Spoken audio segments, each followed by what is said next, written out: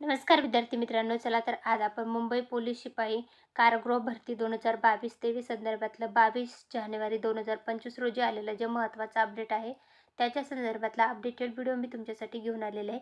Mumbai police कारागृह शिपाई भरतीची जी लेखी परीक्षा झालेली आहे, तर त्याची अंतिम उत्तर तालिकेबाबतचं आलेलं हे आजचं अपडेट आहे. तर ज्या विद्यार्थ्यांनी लेखी परीक्षा दिलेली आहे, तर त्यांनी लिस्टमध्ये त्यांचं नाव चेक करायचं आहे.